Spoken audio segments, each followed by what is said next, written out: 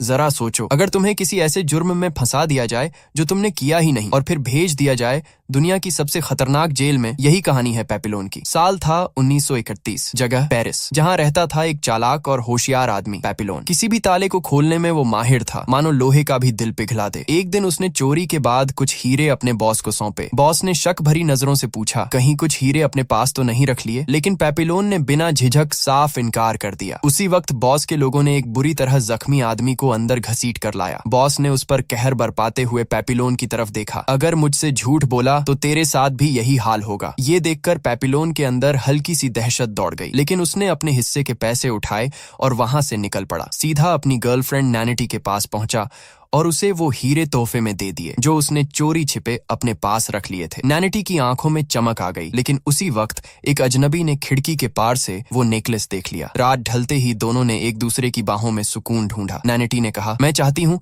हम इस जुर्म की जिंदगी से दूर चले जाएं, कहीं समंदर किनारे एक छोटा सा घर बसाए। लेकिन अगली सुबह सब कुछ खत्म हो गया। पुलिस ने घर पर धावा बोल दिया और पेपिलोन पर उसी आदमी के कत्ल का इल्जाम लगा दिया जिसे उसके बॉस ने कल रात पीटा था। पेपिलोन चिल्लाता रहा, मैं बेगुनाह हूँ, मगर किसी ने उसकी बात नहीं सुनी। हथकड़ियां उसके सपनों को बांध चुकी थीं। अब पेपिलोन को सिर्फ एक बात समझ आ गई, अगर जिंदगी बचानी है तो यहाँ से भागना ही होगा। जेल में उसकी मुलाकात हुई जुलॉट नाम के एक कैदी से। जुलॉट ने कहा, यहाँ से निकलना है तो पैसों की जरूरत पड़ेगी, बहुत सारे पैसों की। और फिर उसने दूर खड़े डेगा की तरफ इशारा किया, वो तेरी मदद कर सकता है। डेगा एक अमीर शख्स था जो नकली नोट बनाने के जुर्म में पकड़ा गया था। थोड़े ही दिनों में सब कैदियों को एक नाव में भरकर भेज दिया गया, एक ऐसी जगह जहाँ से अब तक कोई वापस नहीं लौटा, फ्रेंच गयाना की पीनल कॉलोनी। रात गहरी हो चुकी थी, चारों तरफ सन्नाटा था, बस जेल की जंग लगी सलाखें हवा के साथ कराह रही थीं। तभी पेपिलोन ने धीरे से डेगा से कहा, मैं तुम्हारी हिफाजत कर सकता हूँ, बदले में थोड़े पैसे दे दो। डेगा ने उसकी तरफ देखा, हल्का सा मुस्कुराया और बोला, मुझे तुम्हारी मदद की जरूरत नहीं है। पेपिलोन ने कंधे उचकाए और चुपचाप सो गया। लेकिन उसी रात डेगा की आंख अचानक खुल गई। उसने देखा उसके पास सो रहा कैदी किसी ने बेरहमी से मार डाला था, और कारण उसने अपने पेट के अंदर पैसे छिपा रखे थे। यह मंजर देखकर डेगा का खून जम गया। वो पूरी रात कांपता रहा, आंखों से नींद गायब थी। अगली सुबह डर के साए में उसने पेपिलोन से कहा, मैं तुम्हारी शर्त मानता हूँ, बस मुझे जिंदा रखो। अब सौदा तय हो चुका था, पेपिलोन उसकी हिफाजत करेगा, लेकिन सिर्फ तब तक जब तक वो जेल पहुंच न जाए। डेगा अब भी भागने के पक्ष में नहीं था। उसे उम्मीद थी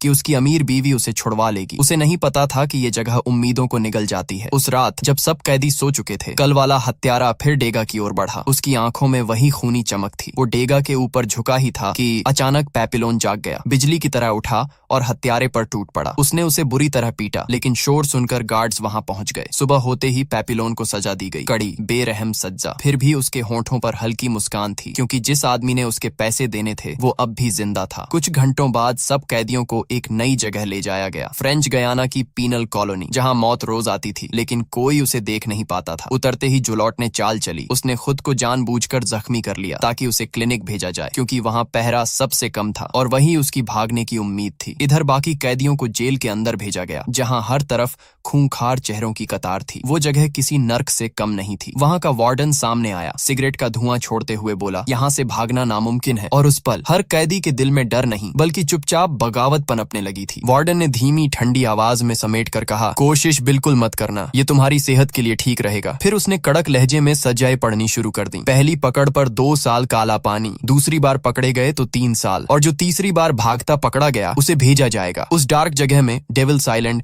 जहां से लौटना नामुमकिन है। और अगर किसी ने कत्ल किया तो सबके सामने उसका सर धड़ से अलग कर दिया जाएगा। सजाएं सुनकर हवा जैसे जम गई। हर कैदी के चेहरे पर अब सिर्फ डर नहीं, तन्हाई और ठंडक उतर आई थी। उसके बाद सबसे कठोर काम दिया गया, पत्थर उठाना दिन भर बिना भीगे हुए। दिन गिरे, पीठ में दर्द गहरा हुआ, पर उम्मीदें नहीं टूटी। फिर एक शाम उदासी के बीच पेपिलोन की मुलाकात एक कश्ती वाले से हुई। कश्ती वाला बूढ़ा था, आंखों में समंदर की सूखी हल्की चमक। पेपिलोन ने धीमी आवाज में कहा, यदि तू कश्ती देगा मैं तुझे 2 गुना पैसा दूंगा। कश्ती वाले ने कुछ पल सोचकर हाँ कह दी। वो कहा, अगली रात किनारे पर आना। लेकिन किस्मत ने फिर खेल खेला। यही प्लान किसी खूंखार कैदी की नजर में आ गया। लालची और खूंखार, उसने पैसों के लिए डेगा पर हमला कर दिया। ज्यों ही लड़ाई छिड़ी, माहौल बिजली की तरह तना हुआ हो गया। और फिर पेपिलोन ने देर न की। उसी चालाकी और तेजी से उसने हमलावर को घेर लिया और उसे बुरी तरह पिटा दिया। डेगा बार बार थर थर कांप रहा था, पर अब उसका चेहरा बदल चुका था। वो समझ गया, पेपिलोन के बिना उसका यहाँ बचना बस किस्मत की बात नहीं, नामुमकिन था। उसके अंदर की सारी घमंड सारी उम्मीदें टूट कर गिरने लगीं। अब उसके पास कोई दूसरा रास्ता नहीं बचा था। आखिरकार डेगा ने मुड़कर पेपिलोन से कहा, ठीक है, हम साथ भागेंगे। दोहरे फैसले की रात थी। एक तरफ मौत की सजाएं, दूसरी तरफ कश्ती और गंदी रेत पर आशा की एक पतली रेखा, और इस रेखा पर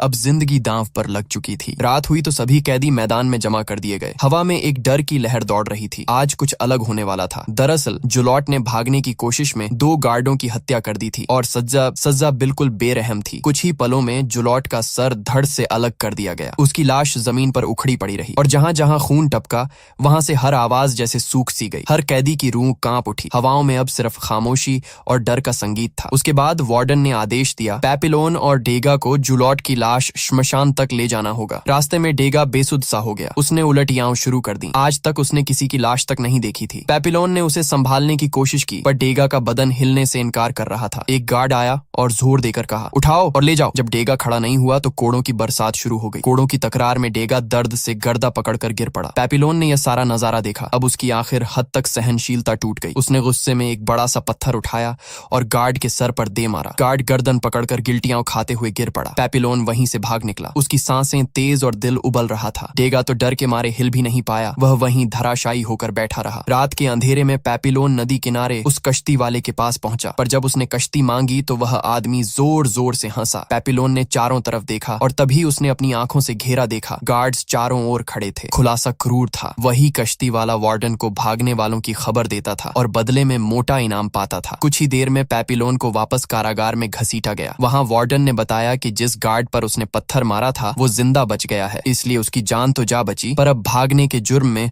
उसे दूसरे टापू पर काला पानी की सजा काटनी होगी। जब पेपिलोन उस नए ठिकाने पर पहुंचा तो माहौल देखकर उसकी रूह कांप उठी। पिछली जेल में कम से कम कैदी आपस में बात कर लेते थे। इधर वहां की दीवारें किसी इंसान की आवाज भी निगल लेती थीं। यहाँ उसे एक छोटे से कमरे में बंद रखा गया। बिना आवाज, बिना हंसी, यहाँ तक कि खुद से बातें करना भी जुर्म माना जाता था। खाने में सिर्फ एक पतला बेस्वाद सूप मिलता, पर तब एक दिन सूप के साथ एक नारियल मिला। उसके अंदर एक कागज का टुकड़ा था जिस पर लिखा था, अब से तुम्हें रोज नारियल मिलेंगे। पेपिलोन ने समझ लिया ये डेगा की तरफ से था। कुछ हफ्ते ऐसे गुजर गए। हर रोज नारियल का एक छोटा तोहफा मिला, पर सबका ध्यान नहीं रह सका। जल्दी ही वार्डन को उस गार्ड की हरकतों की भनक लग गई। गुस्से में उसने उसी गार्ड को मौत के घाट उतार दिया जो पेपिलोन को खाना पहुंचाता था। फिर वार्डन ने पेपिलोन से पूछा, ये सब किसने किया? पेपिलोन कुछ नहीं बोला। वार्डन ने सजा सुनाई, अब से उसे सिर्फ आधा कटोरा सूप मिलेगा। 1 महीना गुजर गया। खाने की कमी और भूख ने पेपिलोन को भीतर से खोखला कर दिया। उसकी देह पतली सी हो गई और आत्मा ऐसी जैसे कोई हड्डियों का ढांचा हो। वह पहले जैसा नहीं रहा। एक दिन वार्डन खुद पेपिलोन के सेल में आया, हाथ में स्वादिष्ट खाना, चेहरे पर बनावटी मुस्कान। धीरे से बोला, बताओ कौन भेज रहा था तुम्हें वो नारियल? पेपिलोन ने उसकी आंखों में देखा, पर होंठों से एक शब्द भी नहीं निकला। वार्डन की मुस्कान पल भर में गुस्से में बदल गई। उसने ठंडी आवाज में कहा, ठीक है, अब बची हुई सजा तुम अंधेरे में काटोगे। अब पेपिलोन के लिए दिन और रात में कोई फर्क नहीं रहा। वो एक गहरे अंधेरे कमरे में कैद था, जहां न रोशनी थी न इंसान की कोई आवाज। भूख से उसका बदन गलने लगा। पानी की कमी से होंठ फट चुके थे और अब तो अंधेरे ने उसकी आंखों से भी रोशनी छीन ली थी। धीरे धीरे वो खुद से बातें करने लगा। कभी हंसता, कभी चिल्लाता, कभी दीवारों से टकरा जाता। अकेलापन और भूख दोनों ने मिलकर उसका दिमाग तोड़ दिया था। वो अब हड्डियों का ढांचा बन चुका था। आखिरकार उसकी हालत इतनी बिगड़ गई कि उसे अस्पताल ले जाना पड़ा। और किस्मत का खेल देखो, उसी जेल में अब डेगा भी काम कर रहा था। 1 साल में उसने वार्डन का इतना भरोसा जीत लिया था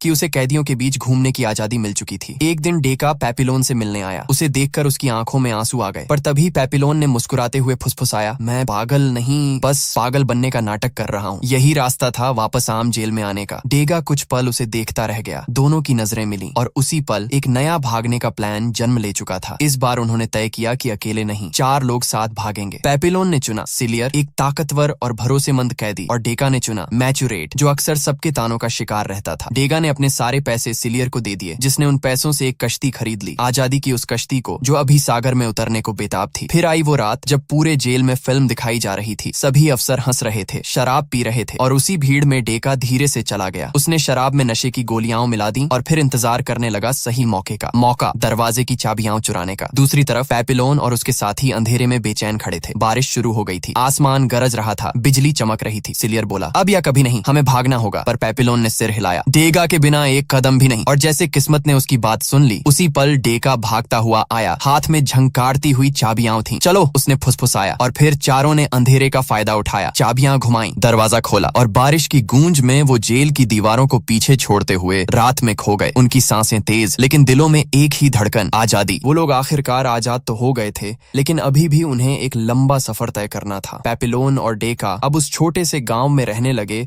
जहां सब उनका बहुत ख्याल रखते थे। कुछ हफ्तों में दोनों की हालत पहले जैसी हो गई, लेकिन पेपिलोन अब भी एक ही चीज सोच रहा था, आजादी, पूरी आजादी। एक दिन नन ने उनसे कहा कि अगर वो सच में यहाँ से जाना चाहते हैं तो वो उनकी मदद कर सकती है, लेकिन शर्त ये थी कि उन्हें फिर कभी इस जगह का नाम जुबान पर नहीं लाना होगा। पेपिलोन ने सिर हिला दिया। कुछ दिनों बाद वो लोग एक छोटी नाव लेकर समंदर की ओर निकल पड़े, पर ये सफर आसान नहीं था। रास्ते में कई बार उन्हें भयंकर तूफानों और लहरों से जूझना पड़ा। आखिरकार कई दिनों की जद्दोजहद के बाद पेपिलोन और डेका वेनेजुएला के किनारे पर पहुंच गए। वहां पहुंचकर दोनों एक दूसरे को देखते हुए मुस्कुराए, क्योंकि इतने दर्द, सजा और तकलीफों के बाद भी उनकी दोस्ती और आजादी की चाह अब भी जिंदा थी। लेकिन किस्मत ने फिर एक बार खेल खेला। कुछ ही देर बाद वहां के सिपाहियों ने उन्हें पकड़ लिया। दोनों को फिर से जेल में डाल दिया गया, पर इस बार उन्हें अलग अलग जगह भेजा गया। पेपिलोन को भेजा गया डेविल्स आइलैंड, वही बदनाम जेल जहां से कभी कोई जिंदा वापस नहीं आया था। लेकिन पेपिलोन के लिए ये सफर खत्म नहीं हुआ था। वो जानता था कि अगर जिंदगी ने उसे एक और मौका दिया तो वो एक बार फिर भागने की कोशिश जरूर करेगा, चाहे उसकी जान ही क्यों न चली जाए। ऑफिसर्स ने दोनों को पकड़कर फिर से कैद कर लिया। एक बार फिर पेपिलोन की आजादी का सपना अधूरा रह गया। इस बार उन्हें भेजा गया डेविल्स आइलैंड, जो कैदियों के लिए नरक से कम नहीं था। चारों तरफ ऊंची चट्टानें, नीचे उफनता समंदर और बीच में एक पत्थर जैसा छोटा सा टापू जहां से भागना नामुमकिन था। अब पेपिलोन और डेगा को अलग अलग सेल में बंद कर दिया गया। यहाँ कोई बात करने वाला नहीं था, बस समंदर की गर्जना और हवा की आवाजें। लेकिन पेपिलोन वो इंसान नहीं था जो हार मान ले। दिन बीतते गए और उसने उस टापू का हर कोना ध्यान से देखना शुरू किया। एक दिन उसकी नजर नीचे गिरते नारियलों पर पड़ी। तभी उसके दिमाग में एक पागलपन भरा ख्याल आया, अगर नारियल समंदर में तैर सकते हैं तो शायद वो भी तैरकर आजादी तक पहुंच सकता है। उसने कई हफ्तों तक नारियल इकट्ठा किए और रस्सियों से बांधकर एक छोटा सा बेड़ा तैयार किया। फिर उसने डेगा से आखिरी बार मिलने की कोशिश की। उसने कहा, डेगा, मैं जा रहा हूँ। अगर जिंदा रहा तो आजाद रहूंगा, नहीं तो समंदर मुझे आजाद कर देगा। डेगा की आंखों में आंसू थे, पर उसने सिर झुका लिया। वो अब और नहीं भाग सकता था। फिर पेपिलोन ने अपने नारियल के बेड़े को उठाया, उसे चट्टान के किनारे रखा और समंदर की तरफ देखा। नीचे मौत थी, पर उसके पार आजादी। उसने गहरी सांस ली और छलांग लगा दी। लहरें उसे चट्टानों से टकरा रही थीं, पर वो तैरता रहा, आगे बढ़ता रहा। समंदर की गर्जना के बीच उसकी आवाज गूंज रही थी, मैं आजाद हूँ, मैं आजाद हूँ। और फिर कुछ देर बाद सब कुछ शांत हो गया। सिर्फ नारियल का बेड़ा लहरों पर तैर रहा था। कई सालों बाद कहा गया कि एक आदमी को किसी दूसरे देश में देखा गया। उसके सीने पर एक तितली का टैटू था। लोग कहते हैं वो पेपिलोन था, वो इंसान जिसने हार मानना कभी सीखा ही नहीं।